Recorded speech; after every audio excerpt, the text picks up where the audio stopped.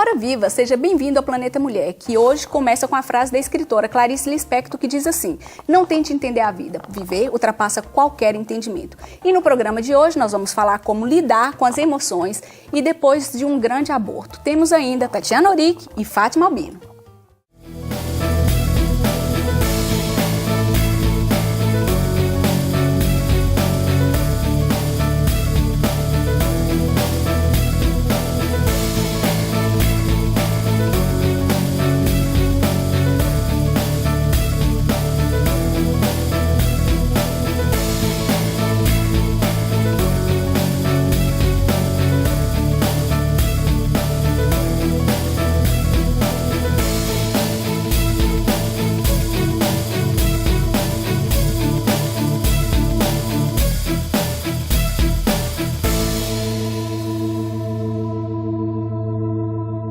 Semana passada, a doutora Joana Rego falou sobre o aborto. Hoje continuamos a falar sobre o mesmo assunto, mas especialmente sobre as dificuldades de ultrapassar e lidar com esses sentimentos.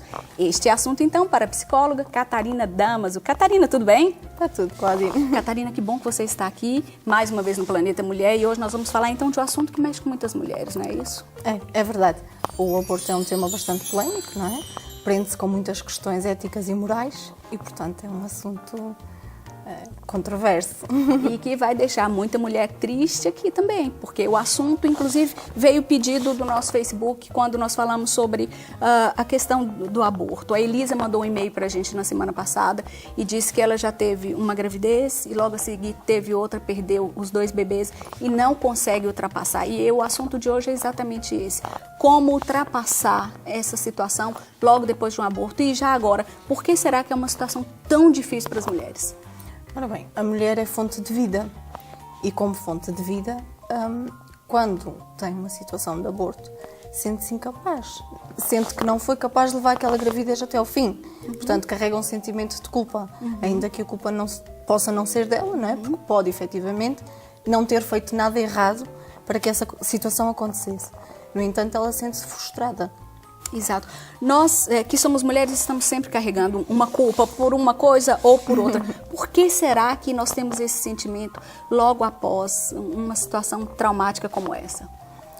Porque é uma situação que mexe muito. Um filho, à partida, se é desejado e se aconteceu de forma espontânea, é uma perda, é um luto. E a mulher precisa de encarar esse luto, precisa de assumir o que aconteceu, precisa de se permitir chorar, precisa de se permitir fazer esse luto e avançar, seguir em frente. Se calhar essa então já é a primeira dica, depois de perder um filho, ter mesmo esse luto. Para lidar com isso, na prática, o que uma pessoa pode fazer, o que uma mulher pode fazer?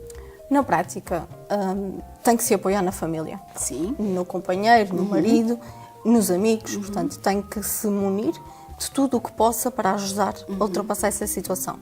A família é essencial, tem ali que, naquele momento, tem que acreditar mesmo que é a família que vai dar o apoio para a gente. Sim, o apoio emocional sim. Sim. O resto é trabalho da mulher. A mulher tem que é como eu estava a dizer, tem que se permitir chorar. Sim. Chorar é essencial. Fazer o luto, acreditar que aconteceu, mas que pode não voltar a acontecer. E no caso de acontecer a segunda vez, há sempre a hipótese de continuar a tentar, de passar essa página à frente, não esquecendo, porque eu acho que não é possível esquecer, mas passando à frente e dando-se a oportunidade de voltar a ter esperança e de voltar a conseguir esse objetivo. Na prática, o que ela pode fazer para que esse luto chegue ao final, por exemplo? Pode escrever uma carta? Nós estávamos a falar sobre isso há pouco. Sim. Pode escrever um diário com as emoções que tem, não é? Com aquilo que sente, com aquilo que gostava de realizar. Pode escrever uma carta de luto. Sim. Despedir-se. Despedir-se daquele feto que não chegou a ser um bebê cá fora. Ok. Fazer esse luto através de carta. Sim. No final pode queimá-lo. Quando se sentir preparada para isso, pode, por exemplo, queimar. Ou pode guardar simplesmente. Nessa carta, ela despede do bebê e também de toda a situação, da tristeza. E é como se fosse um marco. Deixa isso para trás, é isso? Exatamente. Nós temos mais um comentário aqui que vem da nossa página do Facebook, que é da Lucília. E a Lucília está lá no Brasil, assistiu o nosso programa.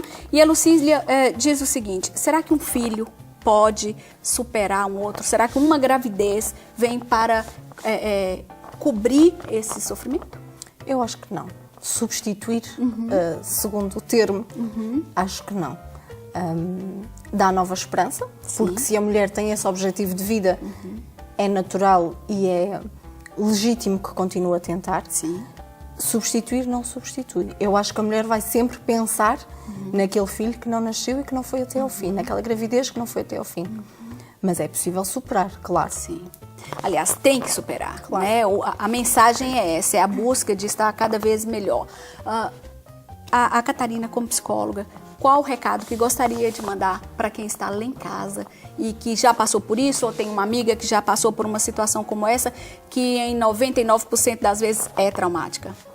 Ora bem, se tem uma amiga que já passou pela situação, é apoiar o mais que puder. Apoiar de que forma? Ouvir sempre? Ouvir. Dar Ouvir mensagens muito. de otimismo? Como é que é isso? Ouvir muito, propor-se a acompanhar a pessoa que está em sofrimento em atividades que lhe deem prazer. Isso também é distrair-se. importante. É muito importante. É muito importante. Depois do luto, é Sim. importante que nós façamos coisas que nos distraiam. Ok. Que nos preparem para dar o passo seguinte, que é voltar a tentar. É como se, nesse momento, depois do luto, tirar o foco Sim. daquela situação. Sim. Não preocupar necessariamente em ter um outro filho, mas trabalhar com atividades que lhe deem muito prazer. É Sim, isso? exatamente. Até estar preparada a voltar a tentar. Sim. A voltar a experimentar engravidar novamente. Entretanto, isso até pode acontecer Exatamente, naturalmente. Exatamente. Estudos comprovam que quanto menos a gente se preocupa com as coisas, mais depressa elas acontecem. E neste caso até funciona. Quando ela não pensar, se calhar vai estar grávida. Vai estar grávida. E mais? Ora bem, no papel de pessoa que passou por isso, Sim. é permitir-se ser ajudada. Ok. Porque o difícil às vezes é o permitir que alguém a ajude. Assumir que tem um problema, que está mal, que está deprimida, que está triste e que precisa de ajuda para se reerguer. A verdade é acreditar e tomar consciência.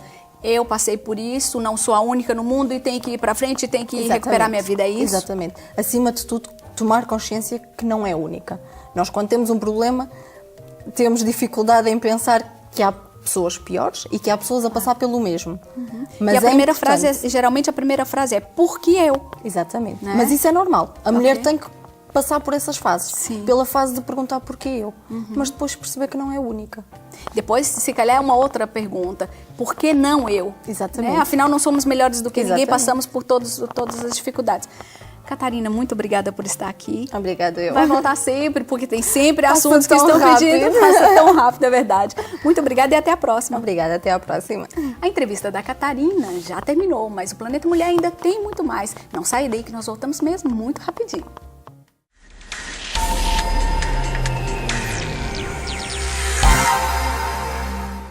Ela define-se como mãe, mulher e jornalista e diz que o seu dia a dia é como tempestades no mar, mas que não trocaria isso por nada. Tatiana Urique é uma mulher forte, corajosa, determinada.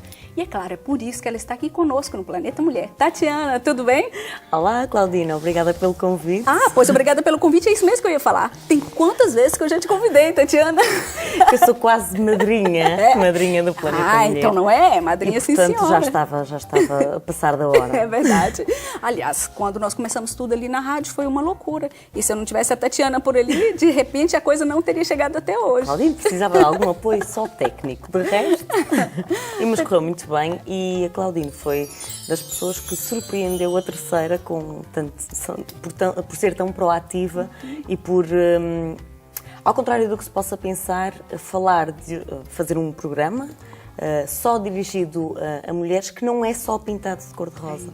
E isso é o mais difícil de se conseguir nos dias de hoje, é fazer um programa que fale sobre mulheres, mas que não seja todo ele cor-de-rosa. Exato. E obrigada por isso, Claudine. Que bom. E é por isso que a Tatiana está aqui, porque a Tatiana é uma pessoa que representa muito bem a nossa realidade e não é uma mulher que, aliás, durante toda essa semana eu tive a pensar sobre isso.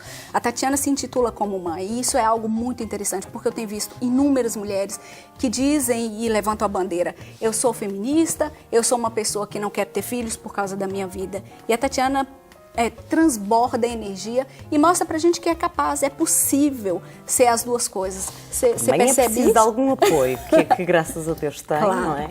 e, portanto, posso-me aventurar neste mar tempestuoso que é a vida da comunicação social.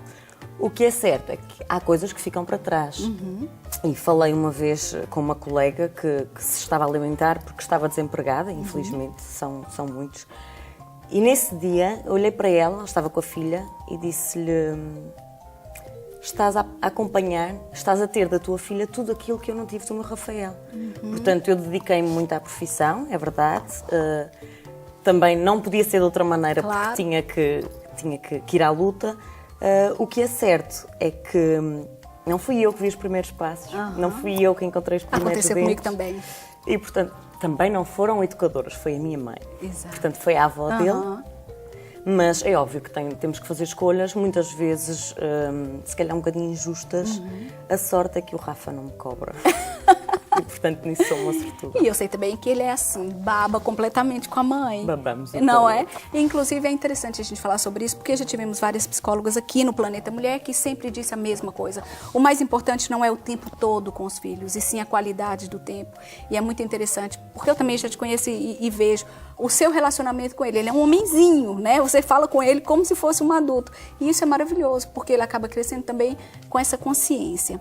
A Tatiana, teve o Rafael foi muito cedo, nova, aos muito 21. cedo, muito cedo. Foi difícil essa opção, decidir que... Foi um sentimento agridoce. Sim. Portanto, era muito cedo. Ao mesmo tempo, tinha acabado o curso. Portanto, ia começar a fazer o estágio em março do ano letivo seguinte. Sim.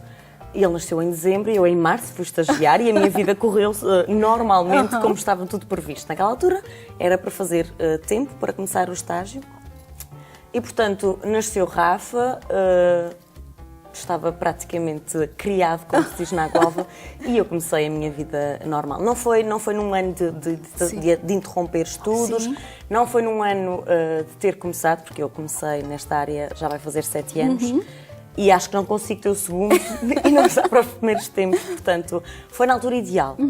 É incrível como depois que passa o tempo a gente percebe isso.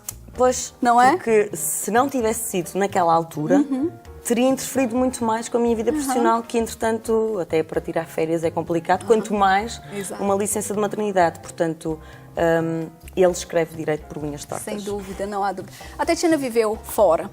Foi no Porto, não é? Onde tirou a sua licenciatura. E está aqui na ilha, já voltou há 6 anos? 7. 7 anos. O que é melhor de ser uma açoriana no continente? O melhor é que é tudo muito novo. Nós podemos passar a imagem dos açorianos que nós quisermos, porque agora já não, e ainda bem que isso está a mudar, mas era muito divertido porque nós podíamos passar a imagem dos Açores que quiséssemos. Lembro-me, por exemplo, a primeira vez que vim de férias no Natal, no meu primeiro ano, houve um colega, que hoje é dos meus melhores amigos, que me disse: como é que eu vou falar contigo agora nas férias? E eu fiquei a olhar para ele: como é que vais falar comigo? Como falas sempre, pela internet, pelo telemóvel. Mas vocês lá têm rede. E, portanto, eu podia ter dito que não e ele ficava a achar que isso era verdade, que nós não tínhamos rede, que nós não tínhamos internet. Na altura, isto há 10 anos, até custa dizer isto, há 10 anos éramos nós que levávamos a imagem dos Açores. Exato. Agora já não é bem assim, já não os conseguimos enganar tão facilmente, eles já vêm com alguma frequência cá, e ainda bem, não é? Porque era o território menos conhecido de Portugal. Agora, deduzo que as coisas sejam bastante diferentes. O regressar aos Açores foi a melhor decisão da minha vida.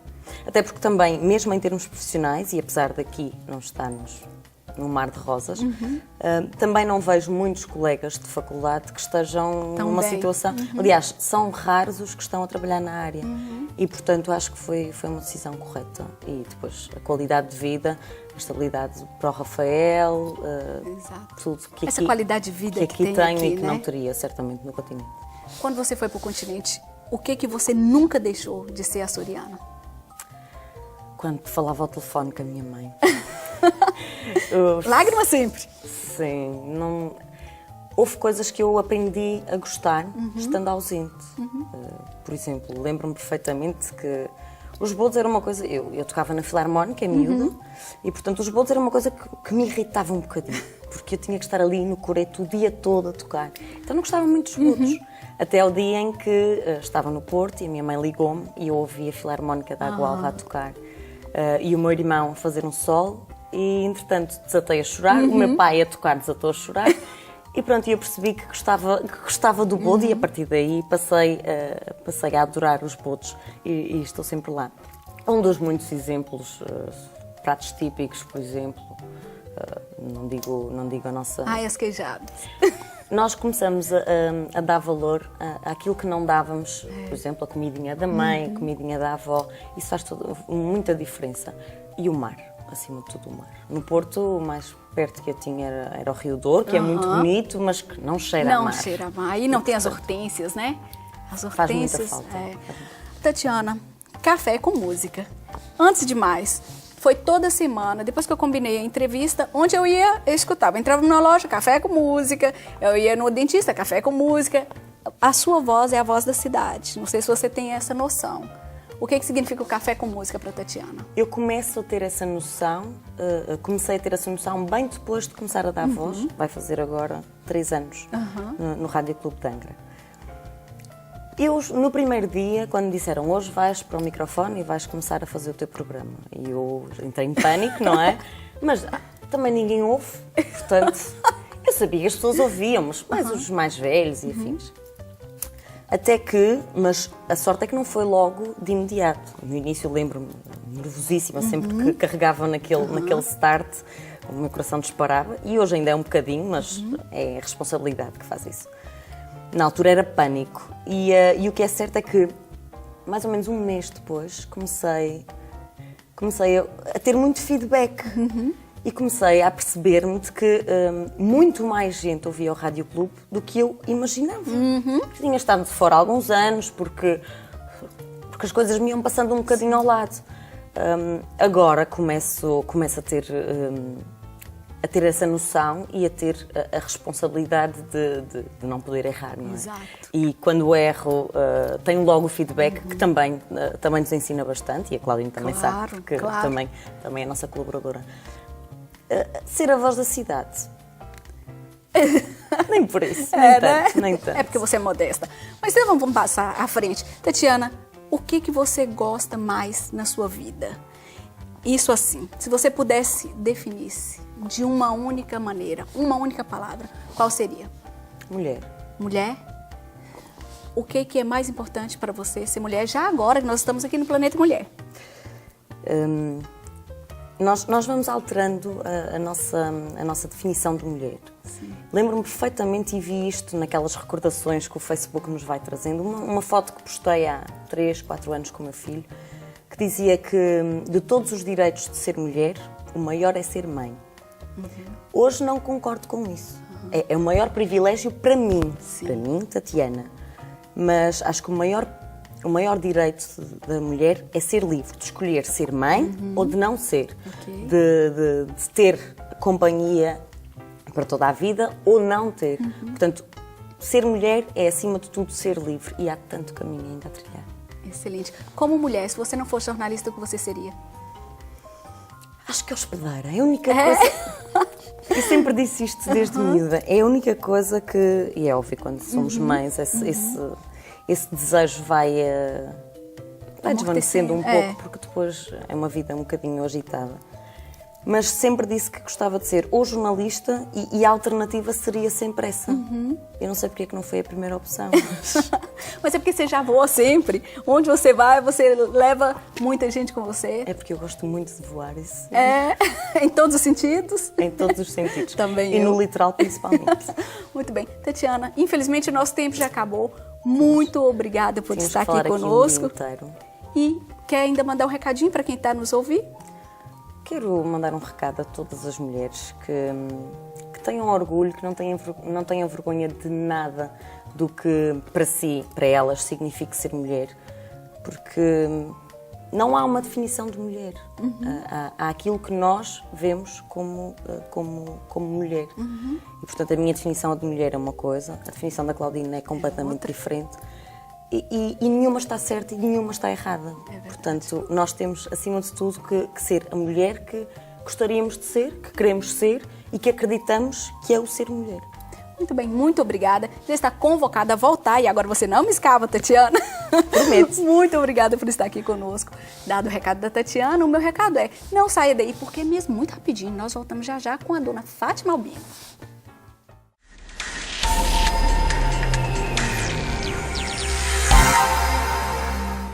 Imagine uma professora, uma mãe, uma dona de ganadaria e uma escritora.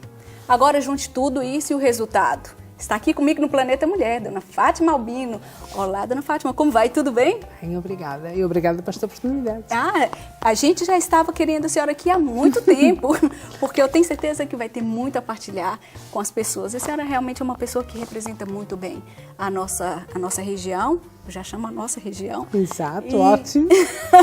E principalmente como a senhora tem uma história muito rica desde muito cedo, não é? É, a vida faz, não é? A vida faz. A vida ajuda. Começou com a ganadaria desde quando? Desde que Portanto, tem por gente? Comecei a ajudar ao meu pai quando eu tirei carta, a partir dos 18 anos. Houve necessidade, portanto, de eu ajudar, como era filha única, portanto, aí envolvi-me, portanto, tiraram-lhe a carta e eu tive que substituí-lo. Fui a primeira mulher a andar de Land Rover aqui na ilha. Como é que foi isso na época? Na época... Imagino que não foi nada tão fácil. Pois, mas como eu era filha única, as pessoas percebiam perfeitamente, sempre me respeitaram, portanto, tinham sempre um carinho especial, eu sempre encontrei muito apoio. Sim. Agora, era um bocadinho difícil, porque eu estava a estudar e isso normalmente era, portanto, nas alturas de sábado, domingo, e portanto tinha que levantar muito cedo, tinha que ir buscar os homens, porque o meu pai tinha também, ordenhavam vacas, fora o gado bravo, mas pronto, e às vezes até convidava amigas minhas do liceu para irem comigo e ainda hoje em dia elas lembram, portanto aquela experiência às 5h30, 6 da manhã, a gente num Jeep, que na altura era um Land Rover, era muito frio, não tem nada a ver com os carros de hoje. A minha meta chegou-me a fazer uns casacos com um capuz, que era para quando aquilo cá mesmo muito frio a gente se poder abrigar. Portanto, foi uma experiência muito interessante.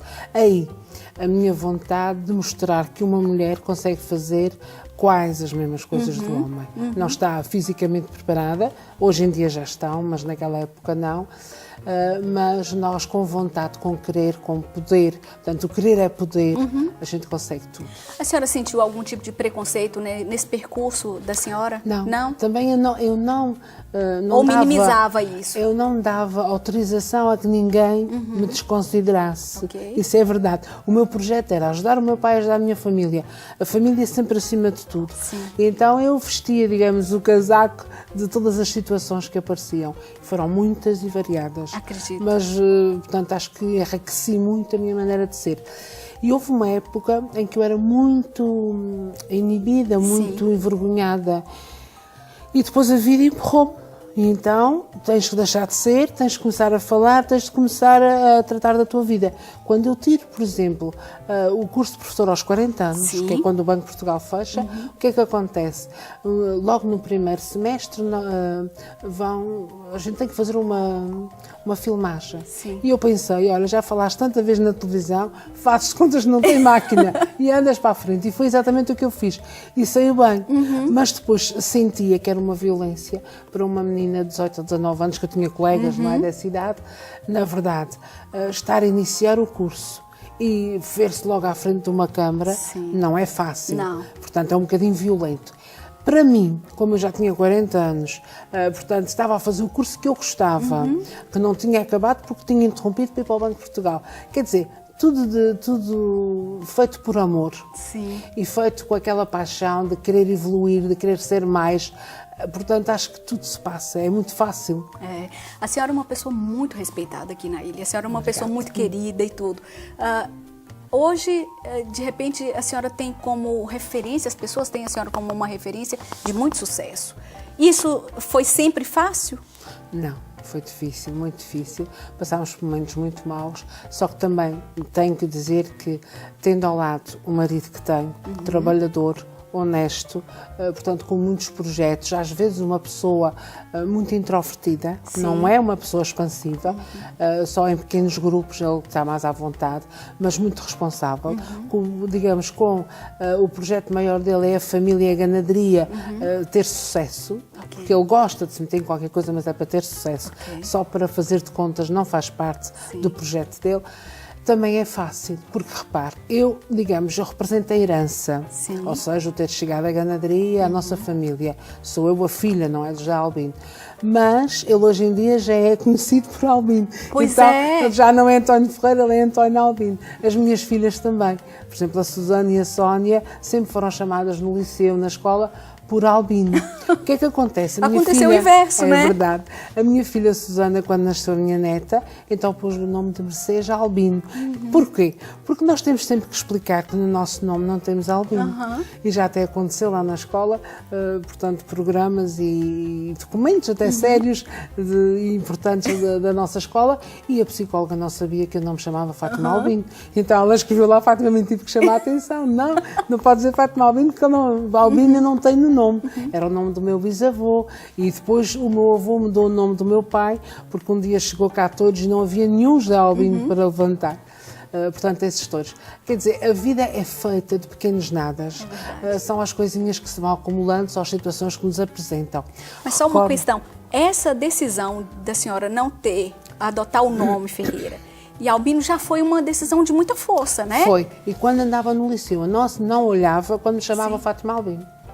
Depois, quando já estava casada, já tinha filhos, e aquilo até facilitava. Olha, pegava no telefone, falava com uma pessoa e ela não sabia quem era, Fátima Ferreira ou Fátima Fernandes, não sabia. Olha, é a Fátima Albino, e a partir daí entrou na minha cabeça que mais que eu quisesse o meu nome conhecido para as pessoas, para facilitar a vida, era Fátima Albino. E aí perdi completamente qualquer constrangimento, porque quando estava no liceu, a minha luta era ser conhecida por eu. Eu, Maria de Fátima Soares Fernandes, e não por Fátima Albino.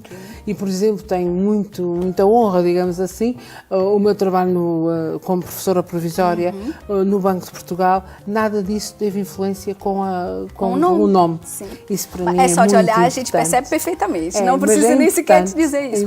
Mas tem aqui uma questão, como é que a Fátima consegue conciliar tudo isso? Porque é professora, já é uma situação... Eu conheço inúmeras professoras que estão sempre cansadíssimas. E você é mãe, agora pelo que eu entendi também é avó, não é? É avó, e tem a ganadaria, e ainda escreve algumas coisas que eu li essa semana. Normalmente a gente tem que escrever quando queremos defender ou demonstrar com veracidade a nossa ótica dentro da Festa Brava, dentro da ganadaria. E eu vi necessidade de começar a escrever quando quis fazer homenagem, por exemplo, a pastores. Portanto, pessoas, sabe que os nossos pastores são pessoas que vêm no seu tempo livre ajudar-nos nas tarefas da ganadaria. Às vezes levantar paredes, mudar todos, portanto, tudo coisas, digamos, trabalhosas, mas que, pagando, não quer dizer que sejamos mais bem servidos. Portanto, nós somos muito mais bem servidos se as pessoas o fazem por amor. Portanto, aqui o amor é a coisa mais importante que existe na vida. Até quando nós cozinhamos. Eu todos os sábados, ou quase todos os sábados, costumo fazer comida para as pessoas que nos vão ajudar. Ainda tem tempo para cozinhar. Sim, também tem que ter, Agora, com os 62 anos, tenho que admitir que, quer dizer, o ritmo... Eu ia numa hora à cozinha e fazia mais, que agora já preciso de duas. Vou notando algumas coisas. Mas pronto, a organização, o pensar antes, o tentar conciliar as coisas, e aí eu consigo. Como é que é? A disponibilidade. A disponibilidade, é verdade. Pronto. Como é que é a Fátima numa sala de aula? Portanto, eu já tive sala de aula e os meninos, eu tenho muito bom relacionamento com eles, só que eles têm, na verdade, há regras. Eles têm que as cumprir. Porque... Há muitos anos, quando eu era professora provisória, cheguei aqui à praia, estive a dar aulas aqui no ciclo, 7º e 8º ano, e o primeiro ano que eu vim, eu apanhei uma turma de 42 alunos. Bem, eu quando entrei... Loucura. É uma loucura, e enormes do meu tamanho. Só que eu também, graças a Deus, não sou pequena, e isso é muito bom. Isso impõe muito respeito. Exato. Então, o que é que acontece? Eu entro, e uns sentados, outros em pé, outros em cima da mesa. Olhei, cheguei lá acima e disse, desculpe, todos de pé. Mas ficaram todos a pensar que eu era muito má. Disse, olha, quando a gente entra na casa de uma pessoa, nós cumprimentamos. Aqui, nós não vamos fazer isso, somos muitos. Mas vamos dar boa tarde. e vamos ter regras, porque a educação tem que nos acompanhar em todos os momentos. Então chegaram a pensar que eu era uma professora muito má. O que é que acontece? Nesse ano fiz várias atividades com eles, consegui ir ao Faial, também, pronto, eu é que tratei de tudo, para conseguirmos a fragata que nos levou para o Faial. Tivemos lá uns dias, já não sei, 4 ou 5 dias, já foi há muitos anos. Isto foi, não sei, em 77, 78, 77 talvez. E depois tinha um colega que ia comigo, o colega tomava conta de 20 rapazes e eu de 20 raparigas. Portanto, a gente arranjámos um restaurante, portanto, fizemos antes, agariámos fundos para isso. Eu adorava fazer coisas, eu não sabia estar parada. Houve uma altura que eu estava no magistério, não acabei depois do curso, estive no magistério, dava aulas, porque o meu horário aqui na praia era das 5 às 7 e das 9 às 11, e ainda estava na universidade. E ainda, algum momento que os meus pais precisassem, nessa altura os meus pais estavam separados, se precisassem ainda ia ao mato, se fosse preciso, ou ir levar homens, ou buscar, ou fazer qualquer coisa. A mulher de e armas. a minha mãe, é verdade. E agora, isso depois também tem um problema, que aos 62 anos, vês que não consegues fazer isto tudo. E às vezes sentes-te um bocadinho desiludida, não é? Mas pronto, há uns momentos que te ultrapassam os outros e é mesmo o teu organismo a precisar que tu descanses e tu sem vontade de descansar. É verdade. Isso acontece. É verdade. Portanto, mas é normal. Nós já tivemos algumas conversas anteriores e eu lembro sempre de um momento muito interessante. É o que significa a fé para a Fátima. Quer partilhar isso com a gente? Portanto, eu acho que sou uma mulher de fé. Exatamente porquê? Porque eu acredito que por mais contratempos, contrariedades que eu possa enfrentar, se eu pedir auxílio divino, pronto, a quem quiserem, chamem Deus, chamem o universo, chamem, não interessa o nome, chamem até Allah se quiserem, mas quando eu penso que Deus, o Criador, o universo, quando eu lhe agradeço as coisas que eu preciso que aconteçam, elas acontecem. Por isso, a minha fé é imensa.